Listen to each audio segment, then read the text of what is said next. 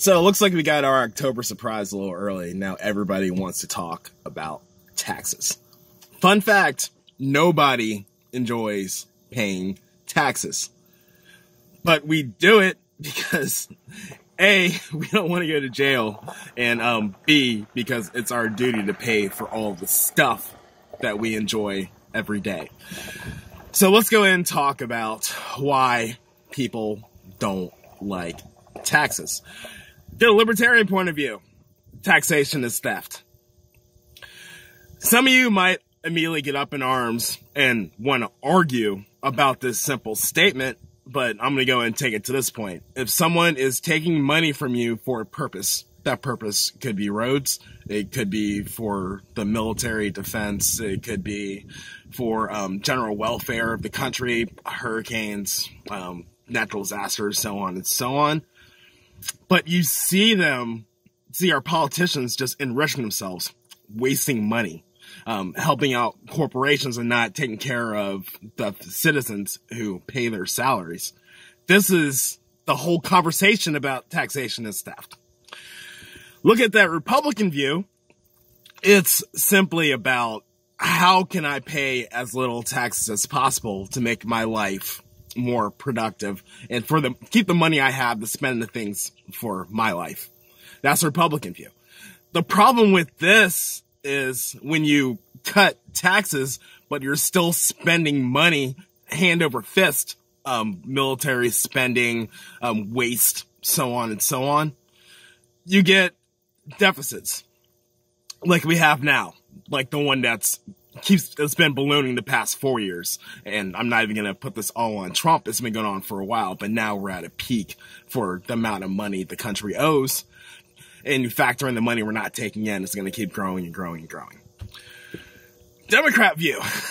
Spend, spend, spend, spend. Don't worry about it. We're just going to keep spending and spending. But the sad thing is they're on the right side of the conversation right now because Republicans actually run on cutting the deficit, but it just grows when they're in power because it's just gross spending. So the hypocrisy is what makes the Democrats on the top side of this conversation. So now that we understand where most of the sides, there's lots of other sides, but that's like the main three. Now we understand where they're at. Let's talk about what came out today. Trump's tax returns leaked, which leads us to the conversation of he was put in office for being a good businessman, and we were told the country was going to be run like a business. But people who actually knew who he was before he came in, and not just like the cult of personality that's running around on TV saying whatever he wants, people celebrate him. We knew that he ran business to the ground. You can go out to New Jersey, and you can see his casinos. His name's still there. I guess they took all the stuff off, but you can see like little shadows of his name. Failed. How do you fail a casino? I don't know. But that's not even my biggest issue. The biggest issue is the amount of debt that he has. When you have debt, people who you owe that debt to have power over you. And we don't know who he owes the money to. We still don't know. And is this going to be blocked and delayed for us to find out?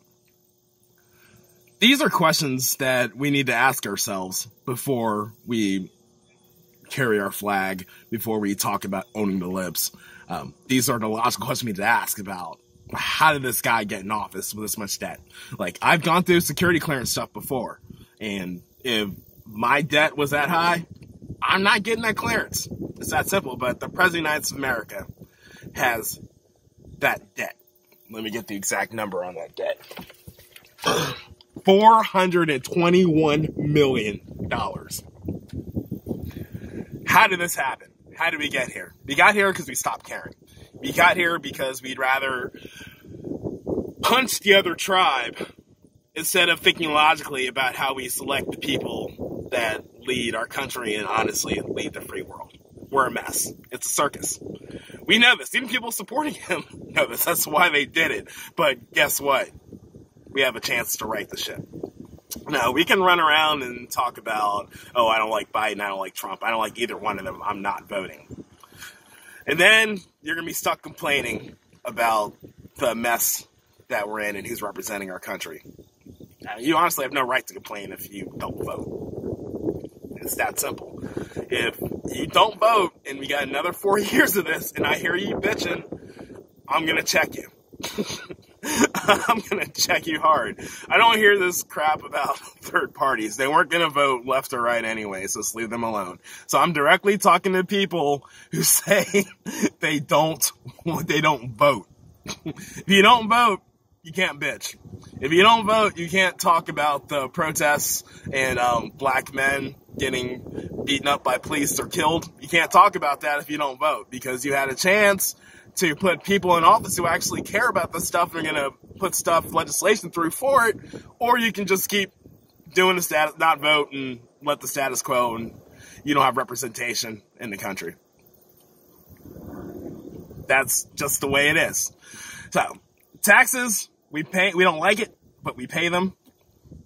Voting, we don't like our options, but we gotta do something. I mean, vote a third party, vote Biden, vote Trump, do something, represent yourself. So, I'm just gonna leave you with this. I did my duty today. Are you gonna do yours? America, what have we gotten ourselves into? My name is Cal Finey King. Thank you for attending my Jeep Chat.